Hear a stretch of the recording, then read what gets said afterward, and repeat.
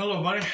Welcome back to Tin Man's Core Channel. I'm your host, Jeffrey Tin Man Taylor, and today it's that time of year again for me to read a classic and famous Christmas poem. Now, this time I'll be reading the version that's illustrated by Jim Shore, and it's Twas the Night Before Christmas. I love Jim Shore's artwork and how he designs the Santa figurines every year. So when I saw this book over at the Christmas place in Pigeon Forge, Tennessee, I had to pick it up because this artwork almost gives old world English vibe, if you know what I mean. So let's get into it, shall we? It was the night before Christmas, went all through the house. I like how Jim painted this picture with a wintry house scene. Now the creature was stirring. He's got like a little cat just sleeping away. Not even a mouse. See, the mouse is even fast asleep. The stockings were hung by the chimney with care, in hopes that St. Nicholas soon would be there. Stockings hung by the fireplace. They're not even filled yet. The children were nestled, all snug in their beds, while visions of sugar plums danced in their heads. There's the dancing of sugar plums scene. And Mama in her kerchief and I in my cap had just our brains for a long winter's nap. But there's the Mama and the Papa just resting away. But little did they know they might be awakened. Went out on the lawn. There rose such a clatter. I sprang from my bed to see what was the matter. So there's the dad getting up. Away to the window, I flew like a flash, tore open the shutters, and threw up the sash. Dad threw them open just to see what's going on. The moon on the breast of the new fallen snow gave the luster of midday to objects below, as shown in this picture. I mean, the moonlight really does make everything illuminate. When what to my wondering eyes should appear but a miniature sleigh and 8 tiny reindeer. But here's Santa arriving on his sleigh. Sleigh is painted beautifully too, with a little old driver so lively and quick. I knew in a moment it must be Saint Nick. And here's a picture of old Santa Claus right here in his sleigh looking towards you. More rapid than eagles, his coursers they came, and he whistled and shouted and called them by name. Now Dasher, now Dancer, now Prancer and Vixen, on Comet, on Cupid, on Donder, and Blitzen. And here they go, flying away in the sky. To the top of the porch, to the top of the wall, now dash away all. As dry leaves that before the wild hurricane fly, when they meet with an obstacle, mount to the sky.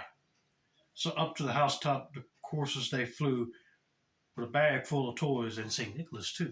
See, he's whipping the reins and telling the reindeer team to giddy up. And then in a twinkling, I heard on the roof the prancing and pawing of each little hoof. And here they are, landed on the roof, and Santa's looking at the chimney to see if it's big enough for him to get down. As I drew my head and was turning around down the chimney, St. Nicholas came with a bound. He was dressed all in fur from his head to his foot, and his clothes were all tarnished with ashes and soot. A bundle of toys he had flung on his back, and he looked like a peddler just opening his pack. So there he is. He just came down the chimney, holding the bag of toys over his shoulder. His eyes, how they twinkled, his dimples, how merry. His cheeks were like roses, his nose like a cherry. His droll little mouth was drawn up like a bow, and the beard of his chin was as white as the snow. But yeah, seriously, folks, look at that picture right there.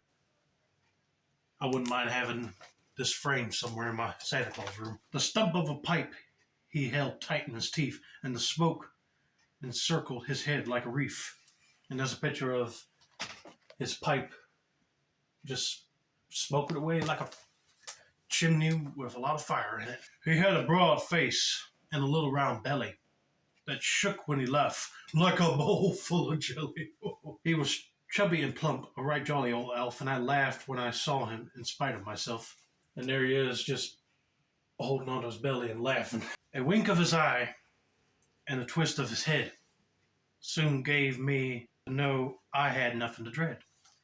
He spoke not a word, but went straight to his work and filled all the stockings, then turned with a jerk. See, there he is filling up the stockings real quick. And laying his finger aside of his nose and giving a nod up the chimney he rose. See, there he is, putting his finger right next to his nose and giving a nod, and then he's going up the chimney. And he won't be back to this house until another year. He sprang to his sleigh, to his team gave a whistle, and away they all flew like the down of a thistle. But I heard him exclaim as he drove out of sight, "Merry Christmas to all, and to all a good night." And just look at that artwork, folks. I mean, Jim Shore did an amazing job illustrating this book. He kind of gives this story a little bit of a folk art edge, a little bit, but I like it. But all the pictures in here I wouldn't mind having hanging in my Santa Claus room. But anyway, I hope you guys enjoyed this rendition of The Night Before Christmas. Don't forget to like, subscribe, turn on post notifications for more book reading content like this. This has been another successful installment of the Tin Man's Quarter Channel. I'm your host, Jeffrey for Tin Man Taylor. I say Merry Christmas to all of you, and I hope the real Santa Claus is good to you and your families. Have a nice day, buddy.